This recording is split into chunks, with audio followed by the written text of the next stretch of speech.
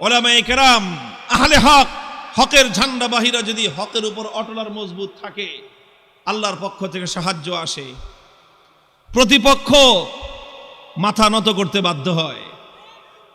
সাহাবী যুগের ছোট্ট একটা ঘটনার উদ্ধৃতি দিই। হযরতে আব্দুল্লাহ ইবনে হুযাফা রাদিয়াল্লাহু তাআলা আনহু, আল্লাহর নবীর একজন সাহাবী, তিনি এক যুদ্ধে নেতৃত্ব দিচ্ছিলেন একটা ছোট বাহিনীর। ঘটনাচক্রে রোম সম্রাট সে ওই বাহিনীটাকে গ্রেফতার করে ফেলল। আল্লাহর নবীর সাহাবী আব্দুল্লাহ বিন হুযাফা রাদিয়াল্লাহু আনহু সহ প্রায় 50 জনের মুসলমানদের একটা কাফেলা বন্দী হয়ে গেল। এখন রোম সম্রাটের ইচ্ছা হলো মুসলমানের ঈমান পরীক্ষা করবে, আর যে কোনো মূল্যে মুসলমানকে ইসলাম থেকে দূরে সরাবে। এই জন্য প্রথমে আব্দুল্লাহ বিন হুযাফাকে ডেকে নিয়ে অফার দিল, অফার, লোভ দেখাইলো, বলল তুমি ইসলাম গ্রহণ করো, বিশাল অপ্রতিরোধ্য বিশাল সাম্রাজ্য, পৃথিবীর সুপার পাওয়ার রোম সাম্রাজ্যে তোমাকে বিশাল বড় ক্ষমতাবান পদ দিয়ে দিব, মন্ত্রিত্ব দিয়ে দিব, আর আর তোমাকে আমার মেয়ে বিয়ে দিয়ে দিব। পরবর্তীতে তুমি রাজবংশের নিয়ম অনুযায়ী দেখা যাবে তুমি সম্রাট হয়ে যেতে পারো, বিশাল এলাকার দায়িত্ব তোমাকে এখনই দিয়ে দিব, কিন্তু শর্ত হলো তোমাকে তোমার ধর্ম এবং আদর্শ ছাড়তে হবে। এই কথা যখন বলেছে, আব্দুল্লাহ ইবনে হুযাফা রাদিয়াল্লাহু আনহু রাগে ক্ষোভে অগ্নিশর্মা হয়ে, কোন কোন বর্ণনার মধ্যে এসেছে রোম সম্রাটের দরবারে দাঁড়িয়ে রোমান সম্রাটকে তিনি লক্ষ্য করে বলেছেন, ইয়া কালবার রোম, হে রোমের কুকুর। রোমের সম্রাট যখন তাকে ধর্ম ত্যাগের, ইসলাম ত্যাগের পরামর্শ দিয়েছে, তখন তিনি রোম সম্রাটের রাজ দরবারে দাঁড়িয়ে সম্রাট বলে নয়, রোমের কুকুর বলে সম্বোধন করে বলেছেন, মুসলমানের ঈমান এত কম দামি জিনিস না। সম্রাট মনে করলো শরীরে এখনো তেজ বেশি, তো এই জন্য এত গরম গরম কথা, এত গরম গরম কথা, তোমার তেজ একটু কমায়া দেই। বলে দিছে জিন্দান খানায় নিয়ে বন্দি করো, খানা দানা বন্ধ, একটা দানা খাইতেও দিবা না, আর এক ফোঁটা পানিও পান করতে দিবা না। ডাক্তারকে বলে রাখছে নারী পরীক্ষা করতে থাকবি, যখন দেখবি যে একেবারে শেষ মুহূর্ত, এখন খাবার দাবার না দিলে আর বাঁচবে না, ওই সময়ে নিয়ে খাবার দিবি। খাবারটা কি দিবি সেটাও ঠিক করে দিছে, বলছে যে মুসলমানদের ধর্মে যে জিনিস হারাম সেটা দিবি, শুয়োরের গোশত আর মদ মিশানো পানি। ঠিক তাই হয়েছে। আব্দুল্লাহ বিন হুযাফা সহ না খেতে খেতে যখন মরণাপন্ন প্রায়, তখন একেবারে জীবন বাঁচানোর জন্য তাদেরকে খাবার দেওয়া হয়েছে। খাবার কি? শুয়োরের গোশত আর মদ মিশানো পানি। আব্দুল্লাহ বিন হুযাফা রাদিয়াল্লাহু আনহু চিন্তা করলেন, শরীয়তের মাসলা অনুযায়ী এই পরিবেশে জীবন বাঁচানোর জন্য সামান্য পরিমাণ শুয়োরের গোশত খাওয়া জায়েজ, জীবন বাঁচানোর জন্য। এটা তো আছে, ইল্লা ফামানিস্তুররা ফি মাখমাসাতিন গায়রা মুতাজানিফিল লিইসমিন ফাইন্নাল্লাহা গফুরুর রহিম। একজন মানুষ যদি এমন হয়ে যায় যে কোনো হালাল খাদ্য নাই, হারাম খাদ্য ছাড়া হালাল কোনো খাদ্য নাই, এখন না খেলে জীবন বাঁচবে না, সেই সময়ে জীবন বাঁচানোর জন্য সামান্য পরিমাণ হারাম খাদ্য গ্রহণ করা কি, এটা হলো মাসলা। কিন্তু উনি চিন্তা করলেন এখন তো শুধু হালাল হারামের প্রশ্ন না, এখন প্রশ্ন হলো মুসলমানের ঈমানের আত্মমর্যাদা বোধের প্রশ্ন। আজকে যদি আমি হারাম খাবার খাই, তাহলে রোম সম্রাট বলবে দেখছি মুসলমানের ঈমানের শক্তি কত দূর। এই সময় মাসলা ভিন্ন। এরকম পরিস্থিতি যদি কারো হয় তাহলে মাসলা ভিন্ন। খাবার খাওয়া হালাল জীবন বাঁচানোর জন্য, এটা যেরকম মাসলা, আর কেউ যদি হারাম খাবার না খেয়ে মৃত্যুকে আলিঙ্গন করে নেয়, তাহলে সেই মৃত্যু হলো আফজালুস শাহাদা, সর্বশ্রেষ্ঠ শহীদি মরণ।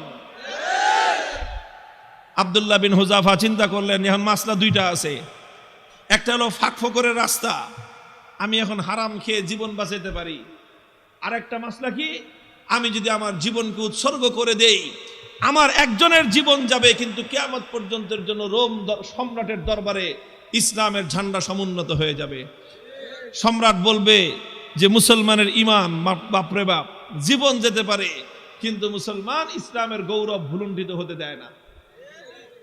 তিনি খান নাই, লাথি মারছেন একটা, এক লাথিতে সমস্ত শুয়োরের গোশত আর মদের পাত্রগুলো ভেঙ্গে চূর্ণ বিচূর্ণ হয়ে গেছে। এখন সম্রাট ডাক্তারের কয়, কিরে তুই না কইলি জীবন বলে বাঁচবে না, তেজ দিকে এখনো অত।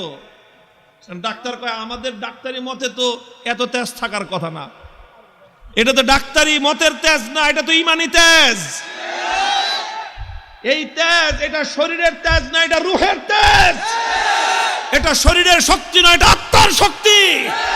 যে ইমানদার আল্লাহর ঈমান, আল্লাহর উপর আস্থা এবং ভরসাকে দুনিয়াদারদের সামনে মাথা উঁচু করে দাঁড় করাবার চেষ্টা করে, আল্লাহ পাক তার আত্মার মধ্যে অফুরন্ত শক্তি দান করেন। আব্দুল্লাহ বিন হুযাফা যখন এটা করলেন, এবার রোম সম্রাট বলে যে 2 বার খেললাম, দোনো খেলায় হারছি। 2 বার হলো না? প্রথমবার লোভ দিছে, জিতছে না হারছে? দ্বিতীয়বার খাওয়ান দাওয়ান বন্ধ করে টাইট দিছে, জিতছে না হারছে? এবার কয় ফাইনাল খেলা, খেলা হবে। কি খেলা? ফাইনাল খেলা হবে। কার সাথে?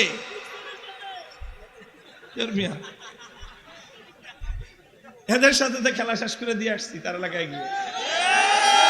ওখানে কোনো খেলা নাই, এখানে তো অফার করেছি, আসো, আমাদের দুয়ার সবার জন্য উন্মুক্ত, বন্ধুত্বের হাত প্রসার করে দিয়েছি আমরা। তোমরা ভুল করতে পারো, আমাদের দায়িত্ব হলো তোমাদের ভুল শুধরে দেয়া। রোম সম্রাটের সাথে খেলা হবে আব্দুল্লাহ বিন হুযাফার।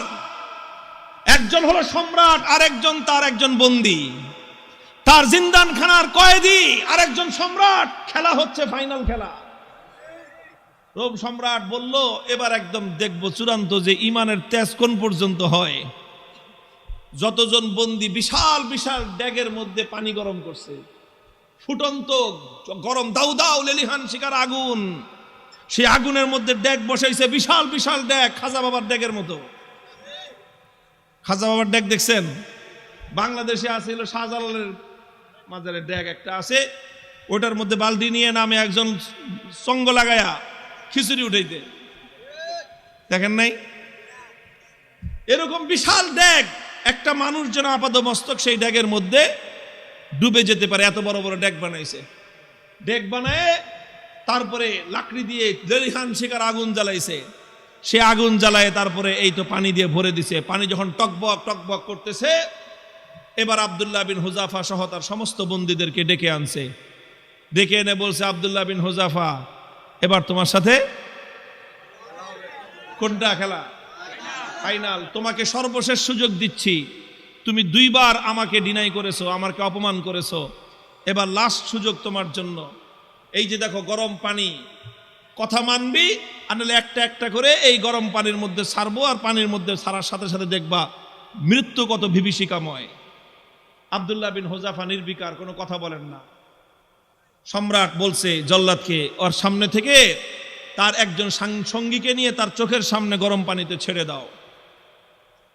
ঠিকই আব্দুল্লাহ বিন হুযাফা রাদিয়াল্লাহু তাআলা আনহুর একজন সাথীকে নিয়ে গরম পানির মধ্যে ছেড়ে দেওয়া হলো। মুহূর্তের মধ্যে বিভৎসভাবে তার মৃত্যু হলো, তিনি শাহাদাত বরণ করলেন। চোখে তাকায়া দেখলেন কিচ্ছু, কোনো কথা নাই। এবার বলল যে এবার ওরে ধরে নিয়ে যাও। আব্দুল্লাহ বিন হুযাফা রাদিয়াল্লাহু তাআলা আনহুকে এবার ধরে নিয়ে যাওয়া শুরু করলো। বাদশা খেয়াল করতেছে যে মনোভাবটা কি চেঞ্জ হয় কিনা, একটু অন্তত ভয় পায় কিনা। একটু ভয় পাইলেও মনে করবে যে যাক, কোন রকম মর্যাদাটা রক্ষা পাইছে, ফাইনাল খেলা ড্র ঘোষণা করে দেওয়ার একটা ধান্দা খুঁজতেছে। যখন আব্দুল্লাহ বিন হুযাফাকে নিয়ে যাওয়া হচ্ছে, ইতিহাসের কিতাবগুলোর মধ্যে লেখা হয় ওনার চোখ দিয়ে দরদর করে পানি পড়তে আরম্ভ করলো। তো বাদশা মনে করছে কাম হয়েছে, মনে হয় কাজ হয়েছে, মনে হয় ভয় পাইছে। কেবল ডাক দিছে, এই ফিরে আনো, ফিরে আনো।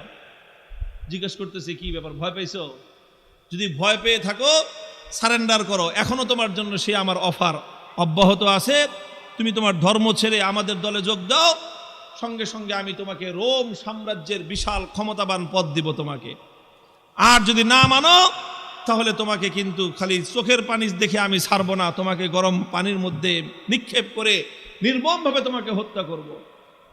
আব্দুল্লাহ বিন হুযাফা বলেন, কারে কি তুমি কি মনে করছো? মনে করছো এই মৃত্যু দেখে ভয় পেয়েছি? না না, তোমার এই মৃত্যুর এই বিভীষিকা দেখে আমি ভয় পাই নাই। তাহলে কান্দো কেন? পরে কান্দি, চোখের আমারে পানি, হে রোম সম্রাট, তোমাকে দেখাবার জন্য নয়, আমার এই চোখের অশ্রু তো দুনিয়ার কোনো মানুষকে দেখাবার জন্য নয়, আমি আমার জীবন সায়ান্নে মৃত্যুর মুখোমুখি দাঁড়িয়ে আমার রব্বুল আলামিনকে দেখানোর জন্য দুফোঁটা তপ্ত অশ্রুর নাজরানা তার কদমে পেশ করলাম। আল্লাহকে বললাম যে আল্লাহ, তুমি পরীক্ষা করতেছো তোমার বান্দার, যে তোমার বান্দা তোমাকে, তোমার দ্বীনকে, তোমার রাসূলকে, তোমার রাসূলের আদর্শকে কতটা ভালোবাসে, তুমি এটা পরীক্ষা করতেছো। আর এই পরীক্ষা করার জন্য জীবন দিছো মাত্র কয়টা? একটা মাত্র জীবন দিছো। আর ওই একটা জীবন দিয়ে আল্লাহ তোমাকে কিভাবে দেখাবো যে আমি তোমাকে আর তোমার দ্বীনকে কতটা ভালোবাসি? তুমি আমাকে 1000 জীবন দান করতা, একটা একটা করে জীবন তোমার জন্য উৎসর্গ করে তোমার বান্দা আব্দুল্লাহ বিন হুযাফা দুনিয়ার সামনে প্রমাণ করে দিত ঈমানদারের কাছে ঈমানের দাম কত বেশি। তো এই জন্য কান্দি বেটা, আহাম্মক জানি কথাকার। তুই মনে করছিস যে মুসলমান জীবনের মায়ায় কান্দে? আরে মুসলমান তো বিশ্বাস করে যে যতদিন বেঁচে আছি ততদিন কষ্টে আছি, আল্লাহর জন্য জীবন দিব আর জান্নাতে যাব। কি বলেন? সন্দেহ আছে? আল্লাহর জন্য জীবন দেওয়ার মধ্যে আর জান্নাতের মধ্যখানে কোনো দূরত্ব নাই, কোনো দূরত্ব নাই। তুমি জীবন দিবা আল্লাহর জন্য আর জান্নাতে যাবা। তাহলে ভয় কারে দেখাও মিয়া? আমার কাছে একটা জিনিসই আমার বুঝে আসছে যে বেটা, তোমরা যদি বাতিলের উপর থেকে নমনীয় না হতে পারো, আমি হকের উপর থেকে নমনীয় কোন দুঃখে হব?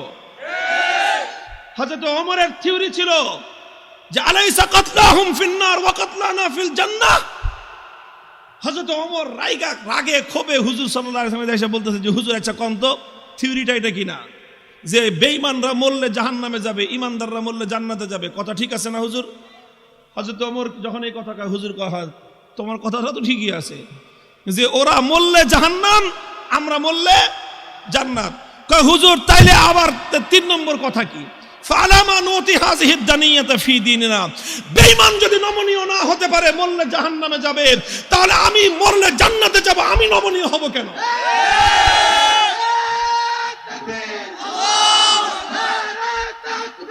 আল্লাহু আকবার। হুশিয়ার সাবধান,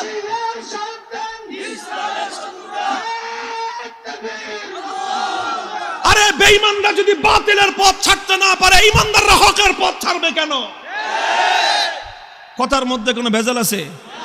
হিসাব কিতাব তো ক্লিয়ার, কথা তো পরিষ্কার এখানেই, যে এখানে নমনীয় তো তোমাকে হতে হবে, আমি কেন নমনীয় হব? যেখানে তুমি বাতিলের উপর, আমি হকের উপর, তুমি বদ্দীনের উপর, আমি দ্বীনের উপর, তুমি কোরআনের বিপক্ষে, আমি যখন কোরআনের পক্ষে, নমনীয় তোমাকেই হতে হবে, আমার নমনীয় হওয়ার কোনো স্কোপ নাই। হযরত আব্দুল্লাহ বিন হুযাফা রাদিয়াল্লাহু তাআলা আনহু যখন এই কথা বললেন, সে আরে বেটা জীবন তো একটা আছে দেখে একটা দিতেছি, জীবনে 1000টা থাকলে 1000টা দিয়ে প্রমাণ করতাম যে ইসলাম এবং ঈমানের দাম কত। এই কথা যখন বলছে, তখন বাদশাহ কয় যে এটা তো মানুষ না, মানুষ কি এরকম হয় নাকি? আরে মৃত্যুর মুখোমুখি দাঁড়িয়ে মৃত্যুকে আলিঙ্গন করার জন্য পাগল। কয় জীবন একটা আছে দেখে একটা দিতেছি, 1000টা থাকলে 1000টা দিতাম। এখন তো ওর দিলের মধ্যে ভয় ঢুকে গেছে। আল্লাহ পাক রব্বুল আলামিনের পক্ষ থেকে সাহায্য আর নুসরত আসা শুরু হয়ে গেছে। আল্লাহ পাক বাতিলের অন্তরের মধ্যে ভয় এবং ভীতির সঞ্চার করে দিয়েছেন। এখন বাদশাহ মনে করা শুরু করছে যে এটা মানুষ না, এটা অন্য কিছু, এটা অন্য কিছু হবে। এখন ওরে যদি আমি শাস্তি দেই, মারি, তাহলে আমি নির্বংশ হয়ে যাব, এরকম একটা ভয় ওর মনের মধ্যে আসছে। এখন চিন্তা করতেছে, এখন ছাইরা দে মা, ভিক্ষা চাই না, এই অবস্থা হয়েছে। এখন সে রাস্তা খুঁজতেছে যে কেমনে এখন এর থেকে বাইচা আসা যায়। এখন যদি আব্দুল্লাহ বিন হুযাফাকে এমনি মুক্তি দিয়ে দেয়, নিজের মান মর্যাদা যা আছে, প্রেস্টিজ সব বেলুনের মতো ফুটো হয়ে যাবে। এখন বলে যে ঠিক আছে, ঠিক আছে, তোমার কিচ্ছু করা লাগবে না, ঈমান ছাড়া লাগবে না, ইসলাম ছাড়া লাগবে না, কোনো কিছু করা লাগবে না, তুমি শুধু একটা কাজ করো, আমার কপালের মধ্যে একটা চুমা দিয়ে দাও, তোমাকে ছেড়ে দিব। আব্দুল্লাহ বিন হুযাফা বলেন, শুধু আমাকে একা ছাড়বা না, আমার 50 জন সাথী সঙ্গী সবাইকে ছাড়বা। না, খালি 50 জন না, তুমি যদি আরো নাম কও, ওগুলি সব ছেড়ে দিবে। তিনি চিন্তা করেন, আল্লাহর পক্ষ থেকে নুসরত আসছে, আল্লাহর পক্ষ থেকে সাহায্য এসেছে। আল্লাহ পাক একজন বন্দির সামনে একটা সম্রাটের মাথা নত করে দিয়েছেন। কুদরত কার হাতে? ফাইনাল খেলায় জিতছে কে? কে জিতছে? হযরতে রাসূলের সাহাবী জিতেছেন, সম্রাট পরাভূত হয়ে গেছে। কথা বলেন ঠিক না বেঠিক? তিনি চিন্তা করলেন যে আমার একটা কাজ, এই কাজের দ্বারা তো ইসলামের গৌরব নষ্ট হবে না, আর সঙ্গী সাথীদের জীবন বেঁচে যাবে। ঠিক আছে, তাও ওনার আত্মমর্যাদা এতটা বেশি যে সরাসরি কাফেরের কপালে চুম্বন দিবেন, আত্মমর্যাদায় বেঁধেছে। কাফেরের কপালে নিজের পাঞ্জাবির আস্তিন রাখছেন, আস্তিন দেখে নিজের পাঞ্জাবির হাতের উপর চুম্বন করেছেন। বাদশা কয়ে যেমনি হোক সম্মানটা তো বাঁচছে আমার, কোন রকম তো বাঁচছে। আমি খালি বলতে পারলাম যে না না না আমি হারি নাই, হুযায়ফার সাথে আমার একটা মিউচুয়াল আন্ডারস্ট্যান্ডিং হয়েছে, সেইভাবে কাম হয়েছে। বাস সব বন্দীদেরকে মুক্তি দিয়ে দিয়েছেন। এই খবর যখন খলিফা ওমরে ফারুক রাদিয়াল্লাহু তাআলা আনহুর কাছে গেছে, তিনি সাহাবায়ে কেরাম বড় বড় সাহাবীদেরকে নিয়ে অগ্রসর হয়ে আসছেন যে আব্দুল্লাহ বিন হুযাফাকে সংবর্ধনা দেওয়ার জন্য, যে আব্দুল্লাহ বিন হুযাফা তুমি এবং তোমার 50 জন সঙ্গী আজ রোম সম্রাটের দরবারে আল্লাহর দ্বীনের ঝান্ডা যেভাবে সমুন্নত করেছো, আল্লাহর দ্বীনের গৌরব, মুসলিম জাতির মর্যাদা সমুন্নত করেছো, গোটা মুসলিম উম্মার দায়িত্ব আর কর্তব্য হয়েছে এখন তোমাকে সম্মান জানানো। এই জন্য আমি স্বয়ং খলিফা তোমাকে ইস্তেকবালের জন্য সামনে অগ্রসর হয়ে আসছি। মুহতারাম হাজিরিন, উলামায়ে কেরামকে বলি আর আলেমদের সাথে যারা আছেন তাদেরকে বলি, হকের উপর অটল থাকতে হবে। জীবন যাওয়া না যাওয়াটা বড় প্রশ্ন নয়, বড় প্রশ্ন হলো আমার জীবনটা হকের পথে গেল কিনা। জীবনের শেষ মুহূর্ত পর্যন্ত ইসলামকে, আল্লাহর দ্বীনকে বিক্রি করে ব্যক্তিগত স্বার্থ উদ্ধার করা যাবে না। আল্লাহ পাক তৌফিক দান করেন, আমিন বলেন।